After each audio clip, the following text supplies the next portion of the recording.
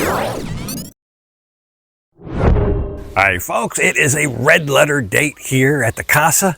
It's New Bike Day. It only comes around every so often, so it's a special one. There she is.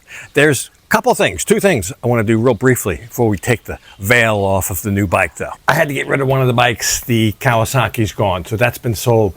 So I thought real quick we would just go over what did this cost? What did this cost? I've had it, well, 6 years exactly, about three weeks shy of 6 years. Two factors: one, depreciation, and then the repairs maintenance would be the other. I mean, you've got gas and insurance and all, but that's going to be the same, pretty much the same for whatever you have. But there was 130,000 baht difference in the price that I bought this from than what I sold it for. So 130,000 baht there. That comes out to about 21 and change per year for the 6 years. And then the best I can figure it out for maintenance, repairs, parts, new parts. I've not really done any customization to this bike other than the top box. But brakes, shock, a new back shock, front shocks redone, new battery, set of tires. That kind of thing has been quite a few repairs. The best I can round that off to, and this is probably high, but I think 10,000 baht a year. So altogether, it's going to come out to somewhere between 31, 32,000 baht a year, about $950, we'll call that, per year for the last 6 years. I think that comes out to, I don't know, about $2.60 a day. So the second thing I want to briefly talk about is what's not under that cover. You know, I came down to 3 different models that I was considering when shopping, and I'll show you the 2 that I didn't decide on, and then we'll look at this one. So the second runner-up, we'll call it, would be the Triumph Speed Twin 1200. They have a new variant this year, the RS, and I think that's the one to have, but that was way up there, 660. So about 80,000 more than the regular one. But at the end of the day, the real reason I did not select either the regular existing Speed Twin or the newfangled RS model, which really looks nice, by the way, is I just felt like I wasn't part of the bike. I felt like I was sitting on top of it. I was sitting on the bike, not in the bike, if that makes any sense. That's very subjective. That's going to be different for everybody. From my experience, I didn't feel connected enough to it, and that's why I waved that one off. The first runner-up that didn't make, that's not under the veil here, it's a very unlikely source, comes from Harley Davidson, although people will tell you, especially Harley purists will tell you, that's not a Harley Davidson. And the reason they say that is because it's very different. It's very out of the box from what Harley Davidson normally does. For example, it's a V-twin, yes, but it actually makes some power. I think about 90-ish horsepower, close to double what the historic Sportsters would put down. And that's because this one's water-cooled. That's a very un-Harley thing to have, is being water-cooled. In Thailand, I think that makes sense. I think that keeps the engine cool, which enables it to make more power. It's a brand new type of configuration, this engine. It's a 6-speed transmission, another very un-Harley type thing. The gas tank's not even a real gas tank. That's an air box. The gas tank is under the seat. It's got a nice riding position, more of an upright riding position than a reclined in the lazy boy chair type of riding position. There's a lot to like about this bike. It seems very capable. Here again, about the same price, I think exactly the same price as the one I ended up with, 575,000 baht, brand new at the Harley dealer.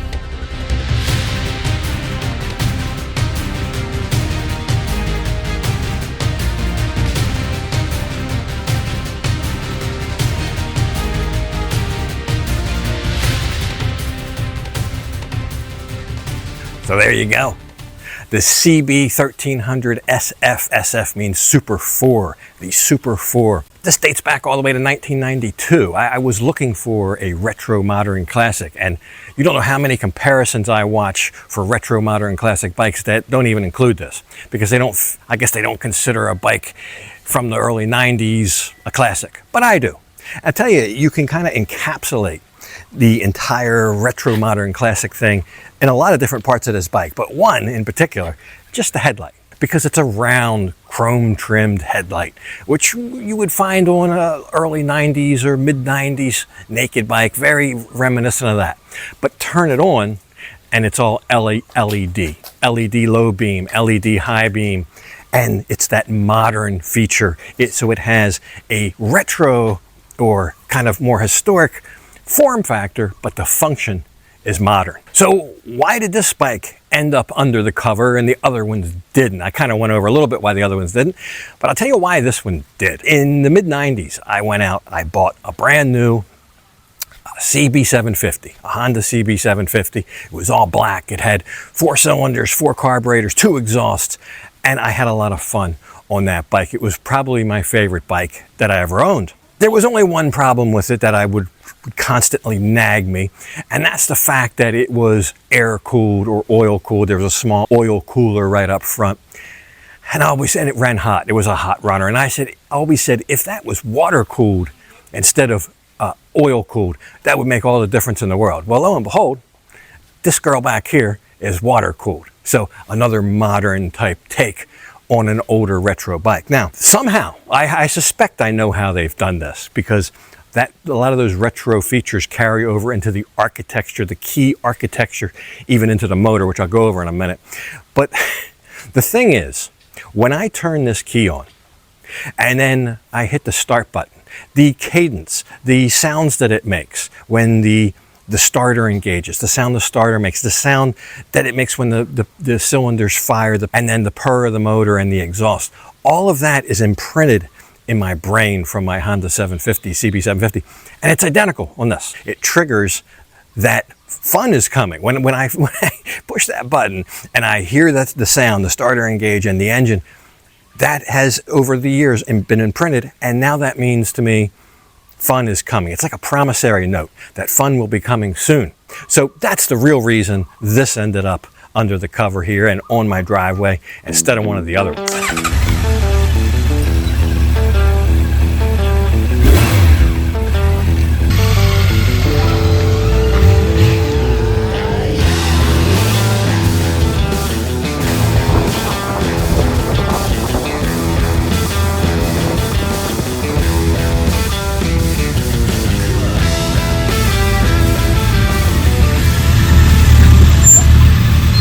So here in Thailand, one of your first stops may be to a temple to get your new car, truck, bike, in this case bike, blessed by one of the monks.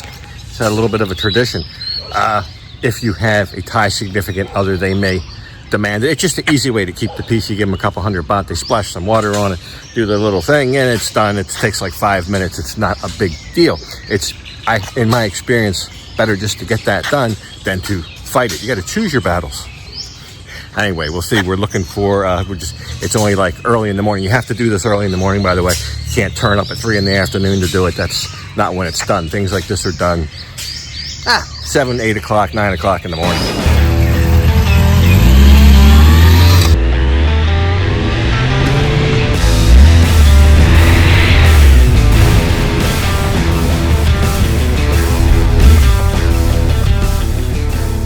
So I talked a bit before how the retro features really kind of are embedded in every piece of the bike. Let's talk about the motor for a second. The cam gear is in the middle of the cam, which your more modern inline fours, it's usually I think on the right side, or it's definitely on one side or the other.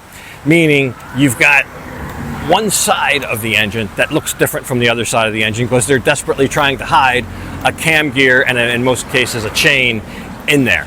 So you'll see this one, it looks the same on both sides. The left side, right side, both look identical because the cam gear and all that carry on is in the middle. And this architecture was very common in the mid-90s, and I think that's why it sounds the same and feels the same.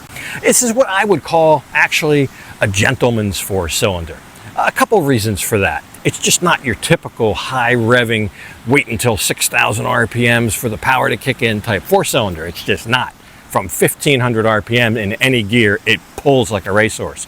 The reason for that is the way here again, the engineering and the design, plus it's the cubic centimeters, the sheer size of the engine. It's a bit of a bully in that regard, where it basically makes as much torque as it does horsepower. I think the horsepower is about 113 on this, and the Newton meters of torque are right there with it, somewhere up there in that neighborhood, which is also very unindicative of a four-cylinder. Usually you might have 150 horsepower and only 80 pounds of torque or something like that.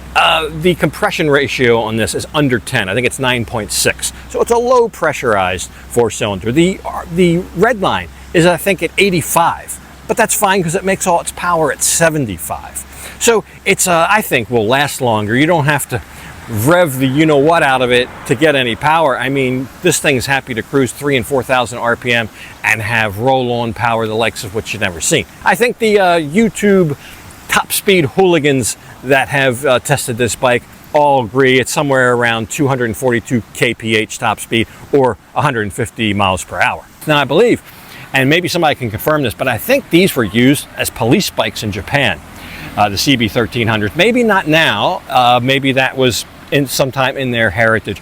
But this bike has been very popular in Japan. In fact, there's been many years where it didn't export anywhere. It just stayed in Japan. It was for Japan domestic market. Now, I know it's more than what you need here. Sometimes you have to move up in the lineage to get the kind of features you want to get something like cruise control. I mean, there's 3 ride modes here: sport, rain, and standard, I think. There's even heated grips for those cold mornings up north of Chiang Mai, which, believe me, heated grips would be welcome in January up north of Chiang Mai, going toward Pai, Mae Hong Son, etc. You would definitely use them. So there is, even though it's Thailand, you could still use a feature like that. But to get some of those nice features, to get the comfortable seat that I want, the right riding position that I like, that's kind of, if they made a CB750 and it was a smaller engine with even less power, but it still did the same thing to me, I would have bought that. But they don't. They don't make it. So to get something like an old school retro modern classic from Honda, you got to go full bore for the 1300. All right, so that's enough about the bike. We've got to go take it for a ride. I went to the temple and around the beach here, but where could we take it for the first ride? How about Bike Week?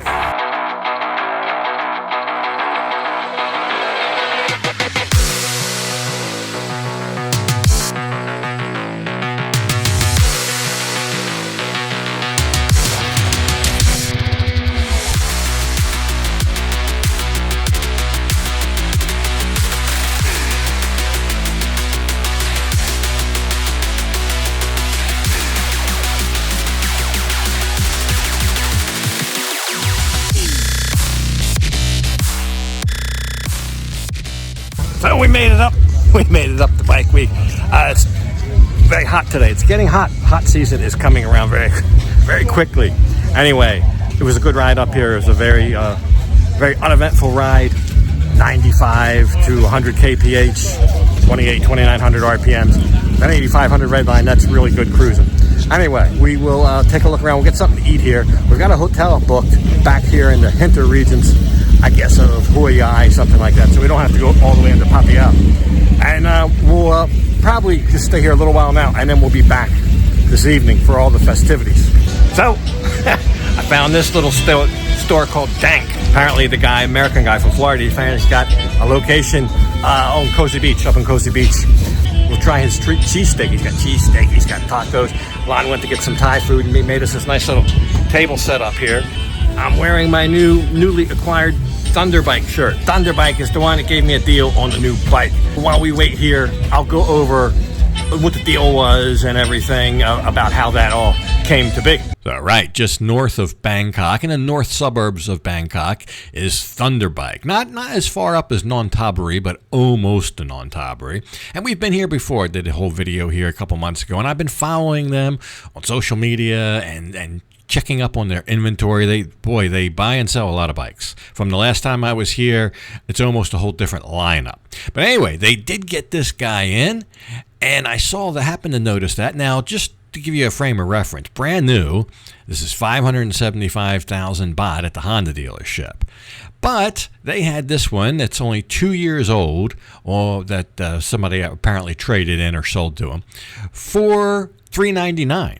So that saves about a third. In fact, I ended up getting it for less than that. So actually, exactly about a third off from a new one. I think I ended up paying $385. They kept in touch. We went and looked at it. I couldn't find anything wrong with it. They sent me little videos here. They sent it to servicing to get an oil change.